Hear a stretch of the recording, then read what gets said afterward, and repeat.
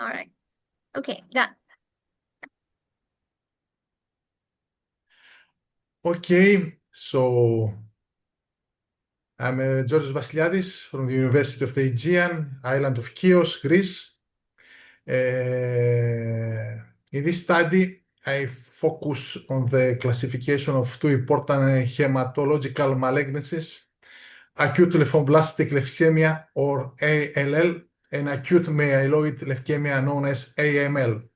Although both are forms of acute leukemia, they differ substantially in their biological mechanism, prognosis, and therapeutic management. Therefore, accurate discrimination between these two subtypes is clinically essential for precision medicine and appropriate treatment selection. Recent advances in transcriptomics and high throughput genomic technologies have significantly transformed cancer research. Gene expression profiling now allows us to identify molecular signatures capable to distinguishing leukemia subtypes with very high accuracy. However, these datasets are characterized by extremely high dimensionality, where the number of genes is far greater than the number of patient samples. This creates important statistical and computational challenges, including overfitting, unstable parameter estimation, multilinearity, and increased risk of information leakage during model evaluation. To address these issues, this study proposed a complete artificial intelligence-driven pipeline specifically designed for high-dimensional genomic data.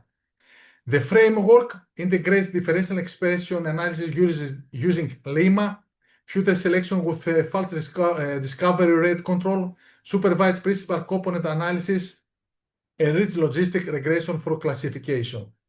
In addition, special emphasis is placed on leakage-free validation using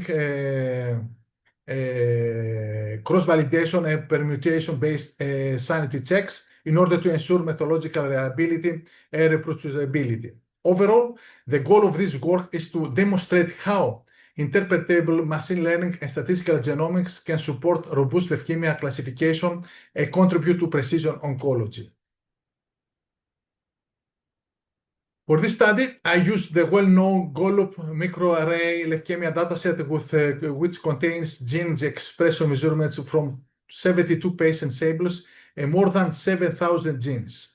The dataset includes two clinically important leukemia subtypes above mentioned, LLL and AML. To evaluate the model properly, the dataset was divided using a stratified 80/20 train test split while preserving class proportions.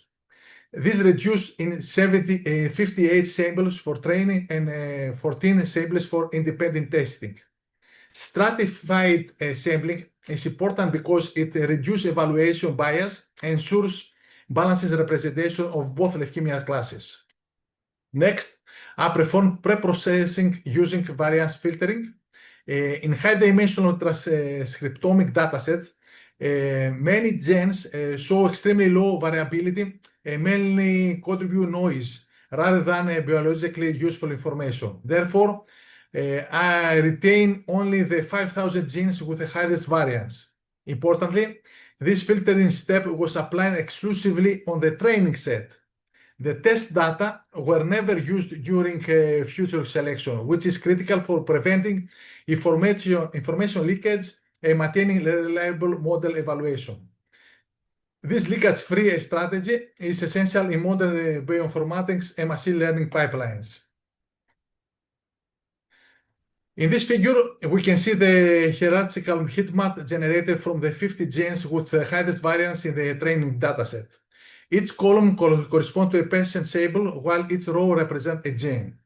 The color scale reflects gene expression intensity, with warmer colors indicating higher expression levels and cooler colors indicating lower expression levels.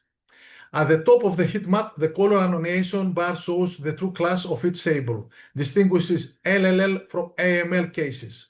What is particularly important here is that we can already observe a visible tendency for the samples to cluster according to leukemia subtype. In other words, many AML samples tend to group together and display similar expression patterns, while the LLL samples form a different expression profile. Another important observation in the is the existence of blocks of genes with coordinate behavior. These gene clusters exhibit similar expression changes across multiple patients, suggesting the presence of underlying biological pathways or molecular programs associated with each leukemia subtype. The hierarchical clustering shown on both axes also helps identify relationships among samples and genes, while at the same time allowing us to visually inspect potentially outliers or unusual samples. This heat map provides an early indication that the dataset contains a strong biological signal capable of separating LLL from AML. Therefore, the high classification performance observed later in the pipeline is not entirely surprising.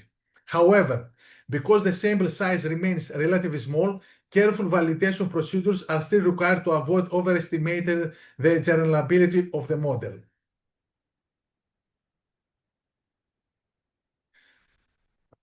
In this stage of the analysis, we applied differential expression analysis using the Lemma framework, which performs linear modeling independently for each gene. Unlike a single classical t-test, Lemma uses a moderate t-statistical based on empirical bias shrink range, allowing more stable variance estimation, especially in small sample and high dimensional datasets such as transcriptional data. Because thousands of genes are tested simultaneously, multiple testing and correction is essential in order to control false discoveries. For this reason, we use the Benjamini-Hochberg false discovery rate procedure. After applying variance filtering and analyzing the 5,000 most variable genes, the analysis identified 734 statistically significant genes with FDR less than or equal to 0.05, indicating substantial biological differentiation between LLL and AML. Figure 2 presents the distribution of p-values obtained from the Lemma analysis across all examined genes in the training test. What we observe is a very strong concentration of p-values close to zero, while the remaining part of the histogram becomes progressively flatter across the interval from 0 to 1. This pattern is extremely important biologically and statistically. Under purely random conditions, we would expect the p-values to follow an approximately uniform distribution.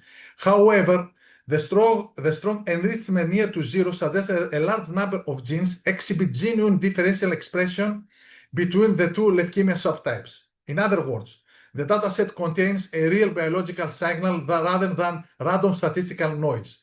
At the same time, the flatter region of the histogram corresponds to genes that likely do not differ significantly between LLL and AML, which is also expected in transcriptomic studies. Therefore, this figure provides an early statistical confirmation that the leukemia classes are associated with widespread and biologically meaningful transcriptional differences, supporting the subsequent dimensionality reduction and classification stage of the pipeline.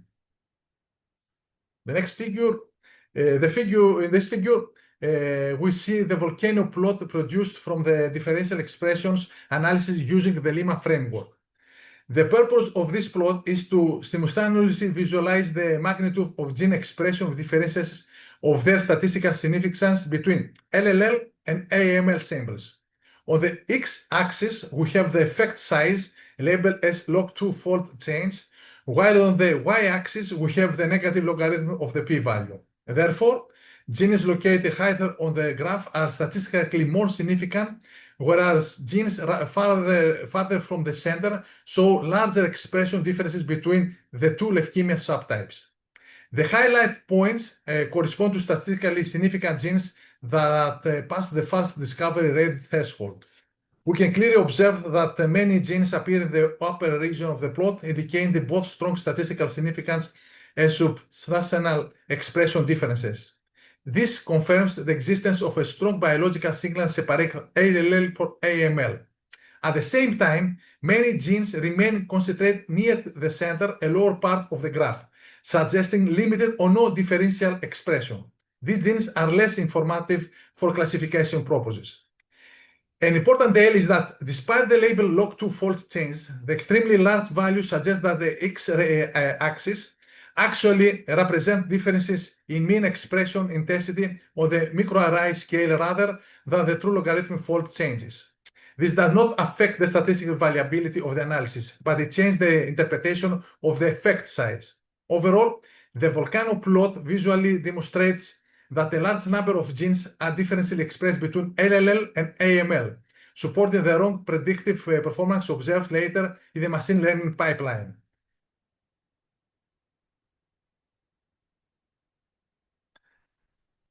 At this stage of the pipeline, we moved from differential expression analysis to feature selection and dimensionality reduction. Based on the Lima result, we select the top 200 genes using adjusted p-values and fast discovery rate criteria. The goal was to retain the most biologically informative genes while reducing noise and dimensionality complexity. After gene selection, we applied supervised principal component analysis. Unlike standard PCA applied to all genes, here PCA was performed only on the selected discriminative genes, allowing the resulting principal components to inherit biologically relevant class information. In this figure, figure 4, we see the skip plot showing the proportion of explained variance for each principal component. The most important observation is that the first principal component, PC1, explains approximately 41% of the total variance. This is a very large proportion from transcriptomic data and suggests that much of the biological variability is concentrated along a single dominant dimension. Such a pattern is often associated with strong class differentiation. The next figure, figure 5, visualizes the assemblies in two-dimensional space defined by PC1 and PC2. Each point corresponds to a patient sample, while the symbols indicate the leukemia subtype. We can clearly observe that the AML and AL assemblies form distinct clusters, mainly separated along the PCA axis. This finding is extremely important because it demonstrates that the biological signal identified during different expression analysis is preserved even after dimensionality reduction. In practice, PCA1 behaves almost like a linear separator between the two leukemia classes, which largely explains why the downstream ridge logistic regression classifier achieved such high predictive performance. The next figure. In figure 6, we observe the confusion matrix obtained from the dependent test set. The rows represent the true leukemia class, while the columns correspond to the predicted class generated by the classifier. The results show perfect classification performance to show all 9 ALL assemblies were correctly classified as LL, and the 5 AML assemblies were correctly classified as AML. Importantly, there were no false positives or no false negatives. As a consequence, all major evaluation metrics reached their maximum possibility value.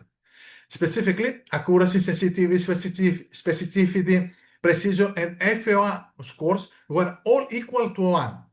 From a clinical perspective, this means that the model was able to correctly identify both leukemia subtypes without producing classification errors in the test dataset.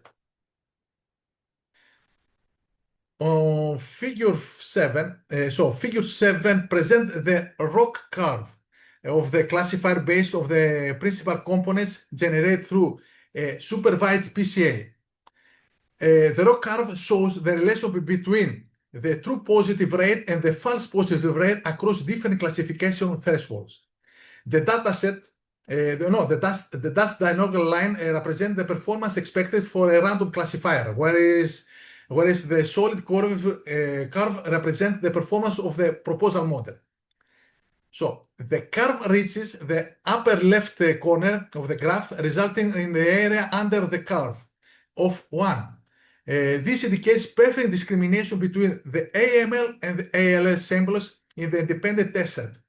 In practical terms, the classifier correctly ranked the samples and consistently assigned highly predicted probabilities to the appropriate leukemia subtype.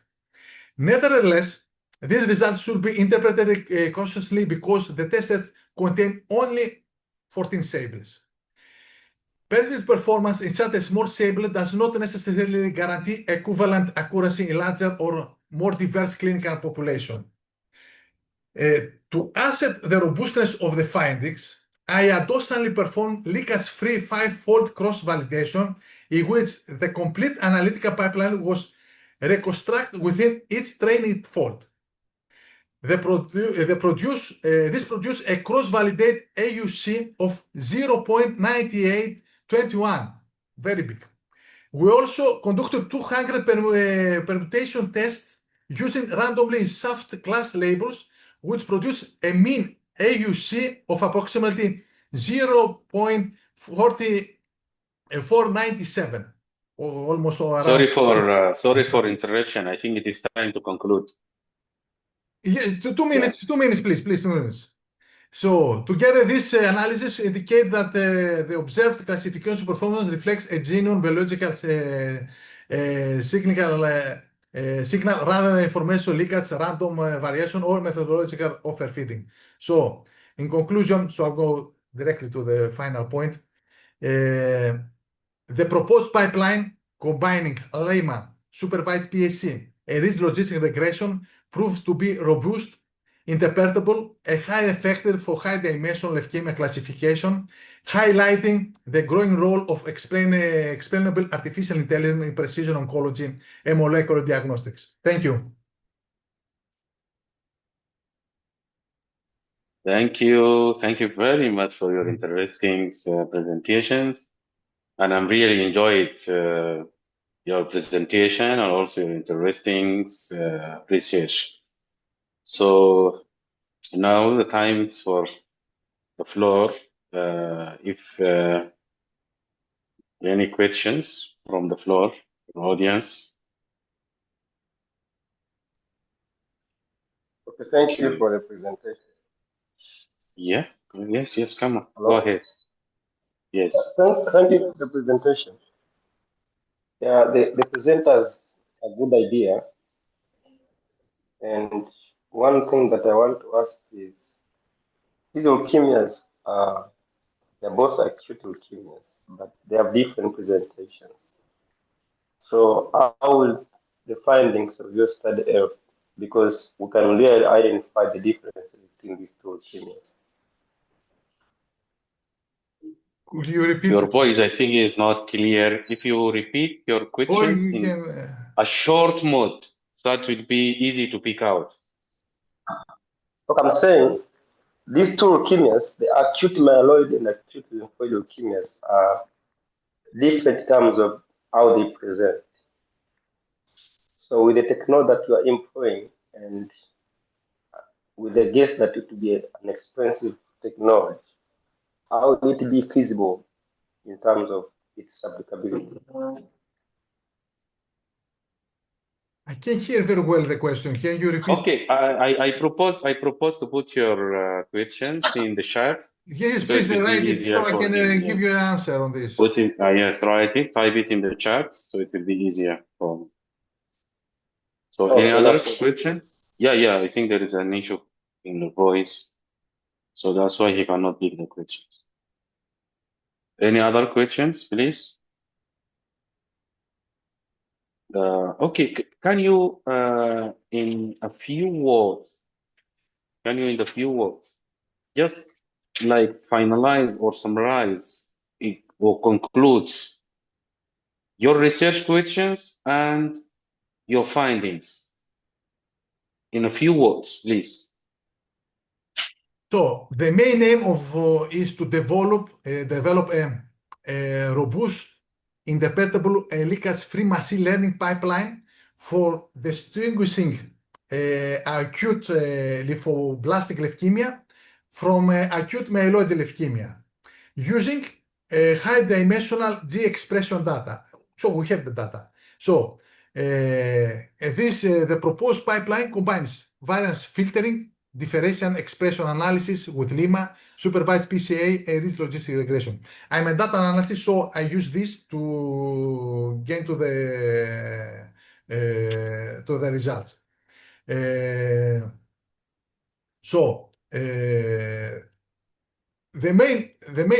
clinical importance is that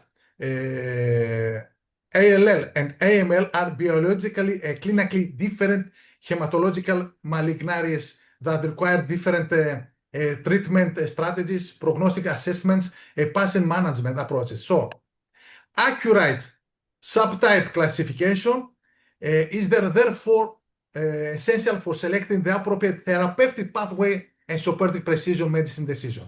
So this is my aim and my goal from this research. Yeah, that's wonderful. That's wonderful. So,